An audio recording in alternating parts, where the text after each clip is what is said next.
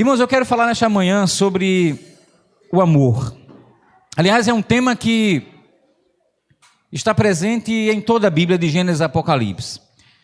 Quando o pastor Tércio me perguntou agora pela manhã, uma vez ele me disse, ainda quando eu era seminarista, que o pastor, o seminarista, e eu digo mais, o crente, precisa ter sempre um texto bíblico no seu coração para compartilhar.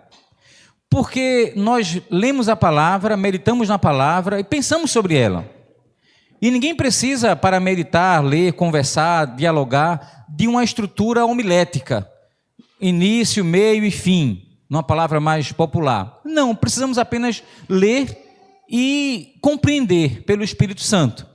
E quando ele falou assim, Alcides, tem como pregar hoje pela manhã? Tem uma palavra, eu falei, sim, tem, porque ele já me disse isso uma vez quando eu era seminarista. O seminarista precisa estar preparado. Mas na época de seminário a gente ia com medo, né? Então eu já ia com um sermão homileticamente preparado para usar se fosse necessário.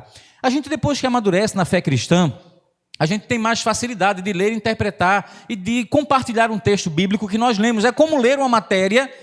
E veja, eu não estou querendo comparar uma matéria jornalística ao texto sagrado, não é isso. Mas é como ler um artigo e você, em sua mente, conseguir comentar sobre esse artigo.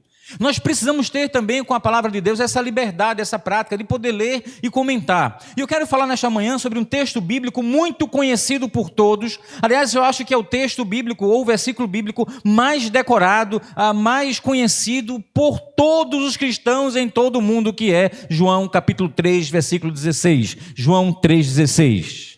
Vai falar sobre amor. E sabe, irmãos, o amor, como disse, está presente em toda a Bíblia. Deus, ele demonstra amor quando na criação, no Éden, ele se depara com a desobediência de Adão, de Eva, dos primeiros seres humanos, e ele age com amor com este casal. Ele não extingue a humanidade por aquele erro, que ele já sabia quais seriam as consequências. Ele já sabia onde chegaríamos hoje, com tanta violência, com tanto desamor, com tanta injustiça. E aí esta humanidade se perde nas injustiças, se perde no desamor, se perde na idolatria, se perde na violência, e Deus então decide dar um reset. Ele vai recomeçar. E aí a humanidade recomeça com Noé, sua família. O dilúvio vem e limpa da terra, da face da terra, toda a injustiça, toda a maldade, e recomeça. E esse recomeço, mais uma vez, leva o homem a se desviar daquilo que eram os planos de Deus para a humanidade, planos de paz, planos de amor, planos de prosperidade, planos de uma vida boa. Mas Deus não desiste da humanidade. Inclusive, no cativeiro, quando o povo de Deus achava que era o fim, Deus disse, não é o fim, porque eu tenho planos para vocês, planos de paz, planos de prosperidade, planos de dar um futuro para vocês, portanto, vocês plantem pomares, criem gado, portanto, vocês casem-se e tenham filhos e filhas, porque não é o fim de vocês, eu não desisti de vocês, porque eu amo vocês. E essa humanidade continua se desviando do Senhor, continua caminhando para longe de Deus, mas Deus não desiste. E Deus então quer resgatar essa humanidade, e Ele envia seu Filho Jesus Cristo, Deus, para ser crucificado. E em Jesus nós somos reconciliados com Deus, como diz o apóstolo Paulo. No amor de Deus expresso em Jesus, nós somos reconciliados com Deus, porque estávamos distantes de Deus, mas Deus não desistiu de nós. Por seu amor, Ele investe de novo, mais uma vez, novamente, na vida humana. Isso é amor. Ainda na experiência da história do povo de Deus no Antigo Testamento, manifestando esse amor, Deus, por exemplo, fala com Faraó através de Moisés e diz, olha, Faraó, deixa o meu povo ir, Deus está pedindo. E Deus, por 10 vezes, com sinais materiais, avisa a Faraó, deixa o meu povo ir, uma paciência somente de quem ama. Eu duvido você falar 10 vezes a mesma coisa para um filho seu. Eu duvido. Alguns falam a segunda vez, outros a terceira vez, outros de primeira não vai não. A minha geração sabe o que é isso, não é não, irmão? Mas vamos balançar a cabeça ali. A nossa geração sabe o que é isso. Não tinha como é que é? Eu dizia aos meus filhos lá em casa outro dia. Eu disse, filhos, eu peço às vezes umas coisas, uma vez, 2 vezes, 3 vezes, espero. Na minha época,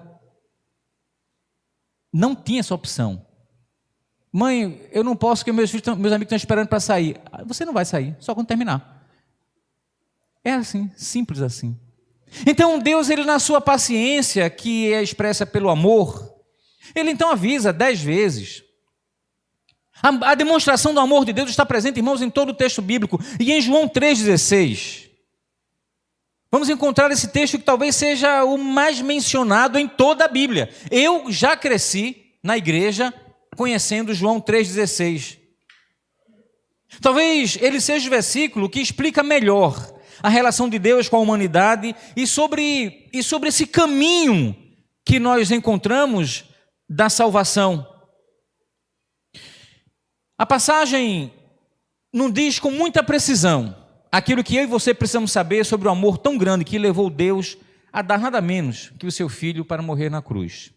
E o apóstolo João, ele é impactado por esse amor quando ele vai falar na primeira carta, no capítulo 3, versículo 1, dizendo, vede que grande amor nos tem concedido o Pai, ao ponto de sermos chamados filhos de Deus.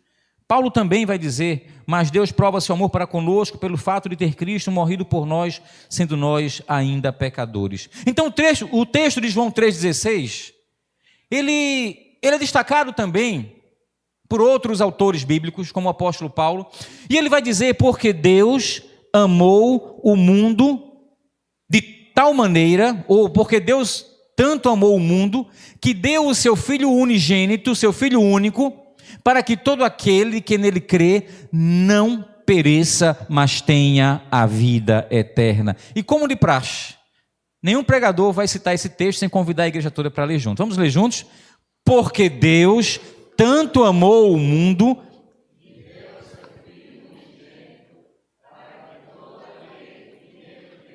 não pereça, mas tenha a vida eterna. Vamos orar? Obrigado, Deus, pela leitura da Tua palavra e que ela possa falar aos nossos corações. Nós oramos por isso. Em nome de Jesus. Amém. O apóstolo Paulo, irmãos, ele foi tão impactado por essa verdade que ele afirma quando escreve aos Romanos no capítulo 5, que Deus prova o seu próprio amor para conosco, pelo fato de ter Cristo morrido por nós, sendo nós ainda pecadores. Porque se pensarmos na lógica humana, ou na razão humana punitivista, que não admite culpa sem punição, nós mandaríamos esses pecadores para a morte eterna. Se pensarmos do ponto de vista do sentimento humano, não há como você perceber em alguém o mal e não pensar para essa pessoa o que nós chamamos da justiça de Deus, a recompensa por esse mal que é sofrimento. Quando as pessoas me dizem assim, pastor, fulano fez o mal para alguém, mas deixa, o que é dele está guardado, Deus está guardando, eu penso comigo, o que Deus está guardando para ele é perdão, misericórdia e graça. O que Deus está guardando para ele não é vingança. Mas no nosso coração a gente pensa, não, o que é de Deus está guardado. E quem diz isso, irmãos, é quem já teve, ou pelo menos achamos que sim, uma experiência com Deus de salvação, de fé, de caminhada com Deus. Quantas pessoas eu já não ouvi dizer sobre alguém que faz o mal, o que é dele está guardado, Deus vai fazer a justiça dele. E quando em alguns momentos eu intervenho dizendo, olha, não fica decepcionado comigo não, mas a justiça de Deus é perdão, misericórdia, graça, compaixão, a pessoa fala, não, mas não pode ser, porque do ponto de vista humano nós queremos punição para quem fez o mal, para nós ou para outrem, nós queremos sofrimento para quem fez o mal, porque esta é a nossa natureza. Nós não admitimos, irmãos, perdão, graça, misericórdia, compaixão para quem fez o mal. A prova disso agora nós estamos vendo uma guerra, e eu não quero falar nada que gere polêmica, mas um verdadeiro genocídio na faixa de Gaza, porque milhares de pessoas, principalmente crianças e idosos, estão morrendo de fome, porque um grupo de terroristas, movidos pelo mal, invadiu Israel e matou 1.200, 1.300 pessoas. E Israel tem respondido com quase 50.000 mortes, porque eles merecem morrer. E às vezes eu entro numa crise existencial, porque por séculos nós matamos em nome de Deus, esse Deus do amor, esse Deus da compaixão, da misericórdia, Deus de graça. Nosso coração é punitivista. E aqui não estou dizendo que quem erra não deve arcar com as suas consequências, dos seus erros, não é isso. O nosso ordenamento jurídico prevê, sim, sanção para todo tipo de infração cometida. Eu não estou falando isso. A sociedade só será bem organizada se tiver um ordenamento jurídico que possa disciplinar a vida. Mas o que eu quero dizer é que esse texto vai nos ensinar lições preciosas da nossa relação com Deus e de Deus conosco. Porque, irmãos, parece que essa experiência do amor foi se perdendo. E veja, a gente vive numa sociedade que deleta fácil. Eu já falei aqui outro dia que eu comecei a fazer uma limpeza no meu Instagram, mas não deletei por maldade não, porque eu tenho raiva de ninguém. Mas eu saio limpando tanta gente não, que ninguém limpa ninguém. Mas eu saio apagando tanta gente no meu Instagram. Gente que eu não conhecia, gente que eu segui, nem sei porquê. Aí saí fazendo uma limpeza, a gente deleta fácil. A gente exclui da vida facilmente quem a gente já disse que amou um dia. É da natureza humana, mas o texto nos ensina algo diferente sobre o amor. E, por exemplo, quando a palavra de Deus começa dizendo no versículo 16, João 3,16, o texto vai dizer, Deus amou. Essa palavra expressa a natureza de Deus. A natureza de Deus é amor, o caráter de Deus é amor, a essência de Deus é amor. A Bíblia diz que Deus é amor. E aí parece difícil muitas vezes nós entendemos esse conceito de Deus, de um Deus de bondade. Às vezes parece difícil entendermos esse conceito de Deus, de um Deus que exala vida, generosidade. E talvez isso aconteça porque nós não conseguimos ter todas estas características e virtudes e então projetamos em Deus tudo aquilo que nós somos. A gente acaba projetando em Deus tudo aquilo que somos, mas na verdade nós deveríamos projetar em nós tudo aquilo que Deus é. Veja, nós acabamos projetando em Deus tudo aquilo que nós somos, mas quando na verdade nós deveríamos projetar em nós tudo aquilo que Deus é. A bondade, a generosidade, o amor. Então a Bíblia vai afirmar, a Bíblia vai dizer que Deus é amor. Não apenas Deus tem amor, mas Deus é amor. Ele é a expressão do próprio amor. O caráter de Deus é amor, a natureza de Deus é amor, a essência de Deus é amor. Deus é amor e o seu amor, ele é incondicional. E Paulo vai dizer, nada poderá nos separar do amor de Deus. Ele vai dizer quando escreve aos Romanos, porque eu estou bem certo de que nem a morte, nem a vida, nem os anjos, nem os principados, nem as coisas do presente, nem do porvir, nem os poderes, nem a altura, nem a profundidade, nem qualquer outra criatura poderá nos separar do amor de Deus que está em Cristo Jesus. Este amor está em Cristo Jesus que morreu por nós. Então a primeira coisa que a gente precisa entender é a essência de Deus. A essência de Deus não é vingança. A essência de Deus não é punição. A essência de Deus não é rancor. A essência de Deus não é ódio. A essência de Deus é amor. Por isso que a Bíblia nos ensina que aquele que não ama não conhece a Deus. Porque Deus é amor. Mas há uma segunda coisa que esse texto nos ensina, uma lição importante. Quando o texto bíblico vai dizer: Deus amou tanto o mundo. Deus amou o mundo. Em Gênesis, no capítulo 1, nós lemos que Deus está na criação, criando o homem, e ele diz: façamos o homem. Ele usa o plural. Ainda em Gênesis, ele declara: o homem agora se tornou um de nós. A expressão plural. Paulo, escrevendo sua carta aos Coríntios, no capítulo 1, ele diz: ninguém conhece os pensamentos de Deus, a não ser o Espírito de Deus que nele está.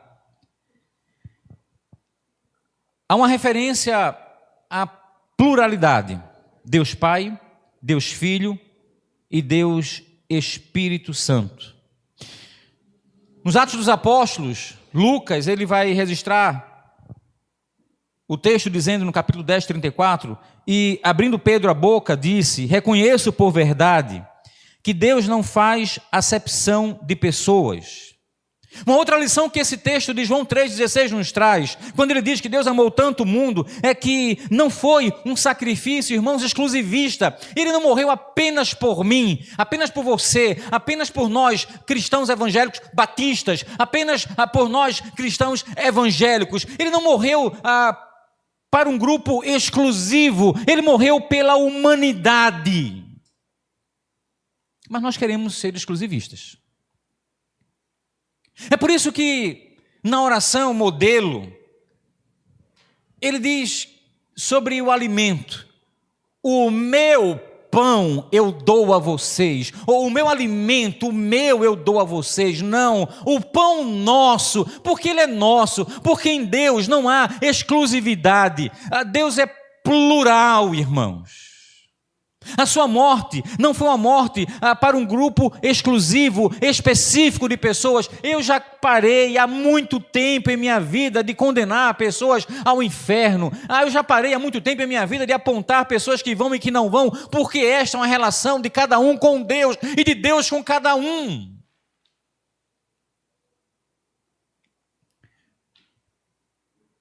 Mas nós temos a facilidade de, às vezes, nos apoderarmos desse Deus que é só nosso. E Pedro diz, Pedro em seu discurso diz, em Atos dos Apóstolos: eu reconheço por verdade que Deus não faz acepção de pessoas. E é por isso que em seu ministério, Jesus, ele se aproximava daqueles que eram os excluídos. Porque a sociedade fazia acepção de pessoas, não se aproximava de alguns grupos de pessoas. E Jesus se aproximava desses grupos de pessoas excluídas para dizer: olha, o evangelho é inclusivo. Eu não excluo ninguém pela sua vida, eu vou em busca dessa pessoa para salvá-la. É por isso que Jesus em seu ministério procura caminhar com aquelas pessoas que eram afastadas do convívio social, porque esta morte na cruz foi uma morte por amor a toda a humanidade. E sabe, isso me traz a reflexão os dias que vivemos. A gente vive numa sociedade hoje completamente dividida. E dependendo do lado que você esteja, você não é aceito pelo outro lado. Ou você é de direita ou é de esquerda. É um termo tão polêmico, mas eu só vou citar isso, tá? E quem é da esquerda não aceita quem é da direita. Quem é da direita não aceita quem é da esquerda. Até time de futebol, irmãos, leva a divisão de pessoas. Leva à morte. Ontem eu confesso que me veio um pensamento assistindo o jogo do Vasco e o Atlético Mineiro. Eu estava torcendo pelo Vasco. Não é meu time, mas eu tenho amigos vascaínos que eu sei que sofrem quando o Vasco perde. Eu estava pensando tanto neles. Aí eu torci pelo Vasco. Mas depois do jogo, me veio à mente um pensamento. Eu disse, meu Deus. Aí eu orei. Eu disse, meu Deus, guarda esse povo para chegar em casa em paz, sem matar ninguém. Porque a gente sabe, eu já estava visualizando, mentalizando, quebra-quebra, violência. As pessoas vão armadas com um pedaço de pau e de ferro para matar pessoas. Eu fui para um jogo do CRB, nada contra o CRB, viu, meu irmão? Eu não entro em discussão de futebol de jeito nenhum. Eu sou contra, mas não tenho nada contra, tá? Porque não é o meu time. Fui para um jogo do CRB em Santa Cruz, no Trapichão. Na época que meu Santa Cruz tinha calendário, né? Hoje está sem calendário. Pois é. Aí, Paulinho era pequeno. Já na entrada do estádio, o estádio ficou lotado. Eu acho que era a Copa do Nordeste, eu não lembro o que. Ah, não, era a Série B mesmo. Série B.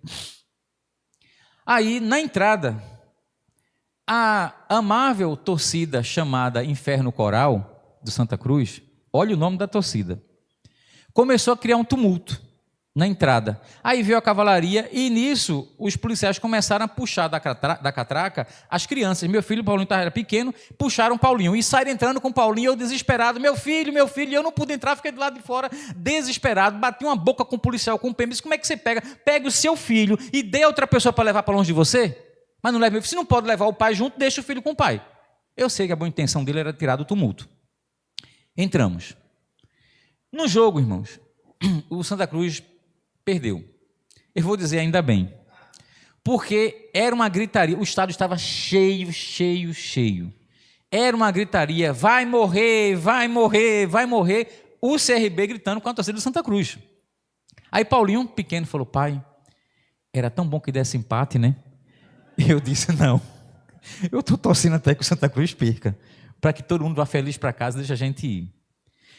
E sabe, irmãos, era uma sensação de medo. Pela violência. É uma experiência de desamor tão grande. E aí a gente leva uma camisa do time da gente e outra camisa para colocar por cima. Aí eu tirei minha camisa, dobrei, coloquei dentro da roupa para sair disfarçado.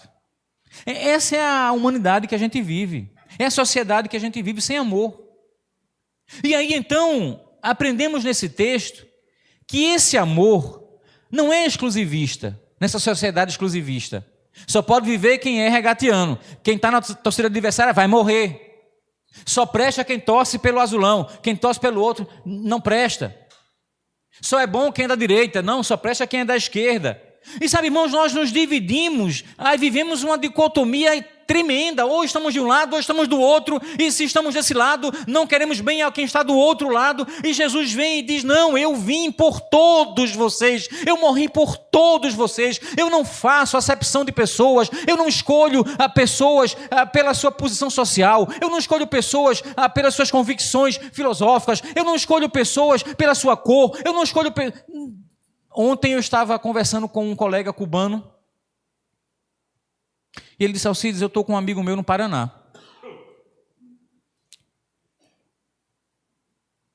E ele não está bem. Ele disse, por quê? Porque é aquilo que você falou. Ele está sendo vítima de preconceito. E ele não está aguentando, ele quer sair. Eu falei para ele vir para Maceió. Porque eu já havia dito a eles, algumas regiões do país, eu já viajei bastante e passei 10 dias no Paraná. Ah, irmãos, eu até brinquei com um colega meu uma vez, ele estava num ônibus, um coletivo normal, né? E ele começou a falar alto, com o sotaque nordestinês. Eu falei, amigo, fala mais baixinho, porque as pessoas nos olhavam com preconceito. E nós vivemos isso. Ele disse que ia sair, ele perguntou, como é onde você está? Ele disse, aqui é igual a Cuba. Aqui todo mundo se abraça, todo mundo se fala. O nordestino tem um... É bom demais ser nordestino, né? Ainda bem que eu nasci no Nordeste. Melhor ainda em Pernambuco. Melhor ainda em Recife. Mas é bom ser nordestino, né? Então, Jesus disse, olha, eu morri por todos vocês. Esse ladrão da cruz que vocês excluíram, que vocês crucificaram, eu morri por ele também. Então esse amor, em segundo lugar, não é um amor exclusivista. Mas há uma terceira coisa que aprendo nesse texto. Quando o evangelista João fala sobre o amor de Deus. Quando ele diz que Deus amou tanto o mundo que deu o seu Filho único. É um amor que se entrega. A entrega nesse amor, a dádiva nesse amor. Deus nos amou tanto que entregou o que Ele tinha de melhor, seu Filho único. Jesus nos amou tanto que deu a sua vida por nós. E agora, às vezes, fica a pergunta, será que não é a nossa vez de nos entregarmos, de nos darmos também em nome deste amor? Porque Deus amou e deu. Jesus nos amou e se entregou. Talvez seja a nossa hora de mudarmos o mundo, de transformarmos esse mundo com a expressão do amor. O amor que é prático, o amor que dá, o amor que não é estéril. O amor que uma vez eu já disse aqui pregando, o amor é aquilo que o amor faz. Amor não é estéril, amor se expressa, amor não é estático. Será que não chegou o nosso momento de expressarmos também esse amor onde nós estamos, onde nós estivermos, com quem estivermos conversando, em nossos relacionamentos? Em sua carta, João, ele vai dizer: filhinhos, não amemos de palavras, nem de língua, mas de fato e de verdade. Já em seu tempo, João alertava para que esse amor não fosse teórico. Já em seu tempo, João chamava atenção para que esse amor não fosse estático. Filhinhos, nós não amemos de palavras, não amemos de língua, mas de fato e de verdade. Não fiquemos em vã teoria. E a nossa sociedade líquida, de relacionamentos descartáveis, de amizades descartáveis, o conceito do amor virou um conceito muito banalizado. E Paulo, quando ele escreve aos Coríntios, ele vai dizer no capítulo 13, afirmando que o amor ele é paciente. Paulo vai dizer que esse amor é bondoso, que esse amor não inveja, não se vangloria, não se orgulha, não maltrata, não procura seus interesses, não se ira facilmente, não guarda rancor. O amor não se alegra com a injustiça, mas se alegra com a verdade. Este amor, diz Paulo apóstolo, tudo sofre, tudo crê, tudo espera, tudo suporta. Assim, pois, no final do capítulo 13, ele vai dizer, permanecem estas três coisas: a fé, a esperança e o amor. Mas sabe o que é que Paulo diz que é maior do que essas três? Ele diz, portanto, o maior delas é o amor. Não é maior a fé, não é maior a esperança, é maior o amor que é prático. Eu vejo tanta gente exaltando a fé.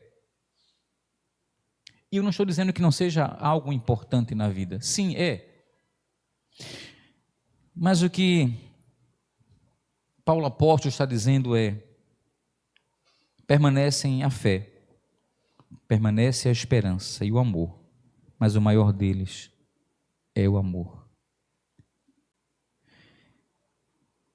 O maior ato de amor revelado na Bíblia, irmãos, é a entrega por sacrifício de Jesus Cristo, Filho de Deus, que de forma voluntária se humilhou para sofrer e morrer em nosso lugar. E aprendemos que não houve e nunca haverá um ato de tão grande amor na história como o amor sacrificial de Jesus por nós. Esse amor crucificou um Deus. Esse amor levou à cruz o Filho de Deus. E para terminar, eu quero dizer para você que esse texto nos ensina uma outra verdade. Quando a palavra diz, para que todo aquele que nele crê não pereça, mas tenha a vida eterna. Este sacrifício teve uma consequência. E a consequência é a vida eterna que nós temos em Jesus Cristo.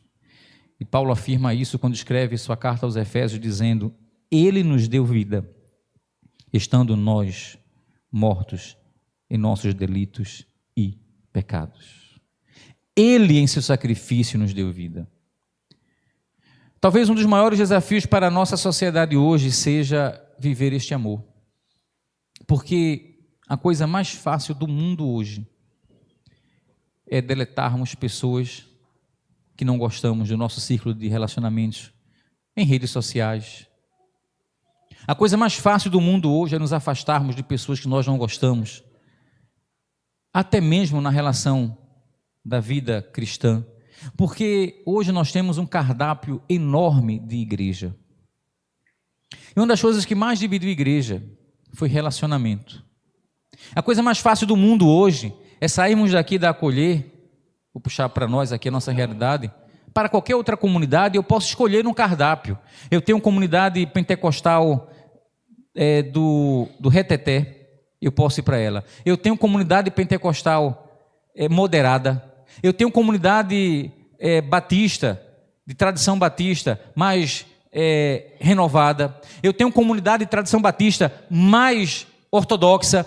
Eu tenho comunidade de todo tipo que eu posso escolher. Basta eu não gostar de alguém, basta alguém virar o rosto para mim, basta eu achar que alguém não me olhou com os olhos que deveria olhar, basta eu achar que alguém falou que não deveria falar, ainda que não fosse a intenção dessa pessoa, e eu vou sair, eu vou escolher para onde ir, porque eu tenho uma infinidade de lugares para ir. Mas eu não consigo, como Paulo, o apóstolo, nos ensina, suportar uns aos outros em amor. Eu paro de ajudar uma pessoa porque aquela pessoa fez algo que eu achava que não devia fazer, mas ela precisa de ajuda, mas eu vou parar de ajudar porque eu tenho tantas outras para ajudar.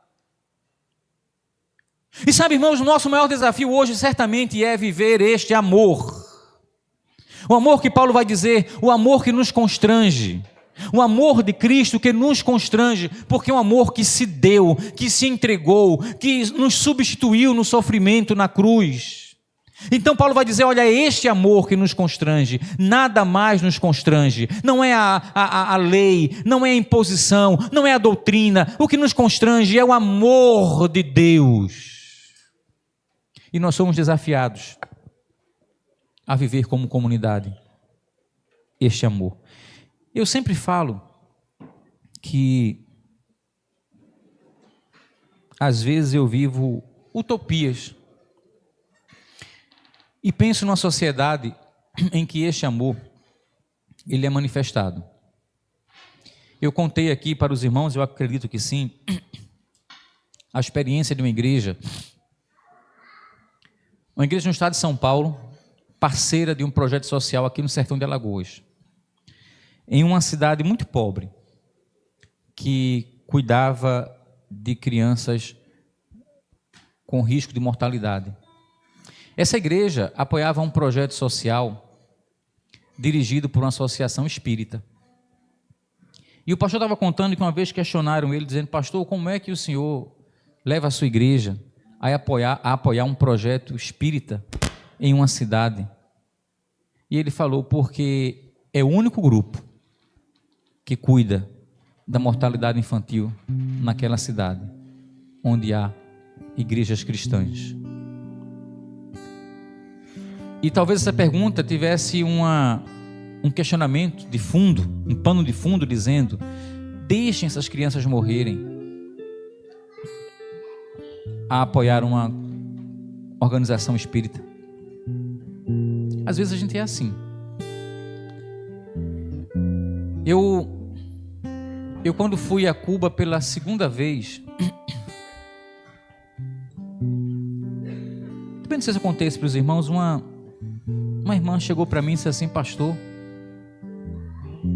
para que levar ajuda para um país comunista? Deixa eles sofrerem, eles não escolheram.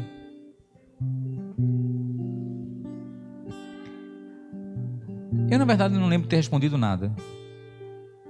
Mas sabe, irmãos, nós precisamos mudar nosso coraçãozinho. Jesus nunca olhou, nunca questionou, nunca condicionou o alcance do seu amor. Ele curou, Ele alimentou, Ele consolou, Ele confortou. Quem do ponto de vista humano não merecia conforto, consolo, alimento, cura? E Ele nos ensina a ser como Ele. Nós não podemos condicionar este amor que não faz acepção de pessoas. Portanto, se você, do fundo do coração e em nome de Jesus, está tendo dificuldade de conviver em algum grupo social, até na família às vezes, libere amor. Este amor traz consigo perdão. Este amor traz consigo cura interior. Se você está tendo dificuldade de conviver na comunidade cristã, na sua comunidade de fé, libere amor, libere perdão. Este amor e perdão traz cura interior. E pessoas curadas são pessoas saudáveis emocionalmente para se relacionar com qualquer pessoa. Vamos orar. Eu quero convidar você a ficar em pé. O que levou a igreja a crescer nos seus primeiros anos foi a experiência do amor, porque este amor deu condições de pessoas diferentes viverem juntas. E Jesus diz, e a palavra de Deus diz: olha, não há nessa relação cristã grego, judeu, servo, livre, não há escravo, todos são tudo em Cristo Jesus. Então eu quero convidar você a viver essa experiência do amor. Eu às vezes tenho os meus momentos de ira, mas vivo o que a palavra me ensina. Não se ponha o sol sobre a vossa ira. Ou seja, eu procuro não dormir com raiva. Procuro tratar para amanhecer o dia melhor. Se eu tenho raiva de manhã, eu vou trabalhando nessa raiva até o finalzinho da tarde e à noite para dormir em paz. E eu libero perdão. É um exercício.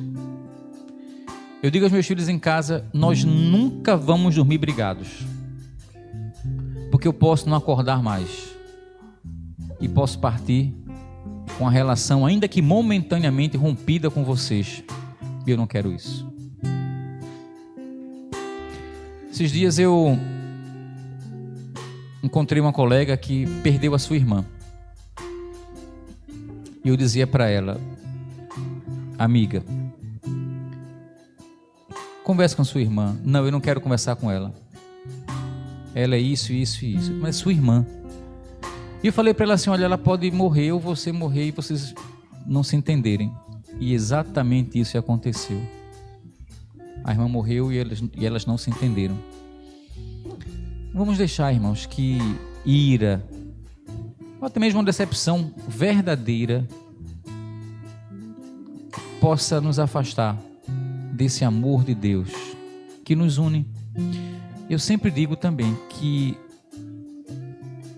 o que está em nós é muito maior do que o que está no mundo. Nós não temos outro sentimento senão o do amor. Jesus chamou para caminhar com ele 12 homens completamente diferentes um do outro, e que eu particularmente não queria nem perto de mim, nenhum deles, mas andou perto de Jesus. Então eu quero desafiar você a viver esse amor, a liberar perdão.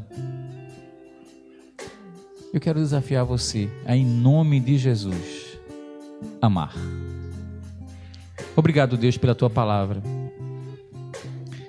Nós temos tanto que ouvir e aprender sobre o amor. O amor que nos ensina a perdoar. O amor que nos faz ter condições de conviver com os diferentes. O amor que faz crescer a comunidade de fé. O amor que nos faz viver em sociedade. O amor que nos ensina a praticar a justiça. Deus, muito obrigado, porque o Senhor, em Jesus Cristo, nos ensinou na prática a viver em amor.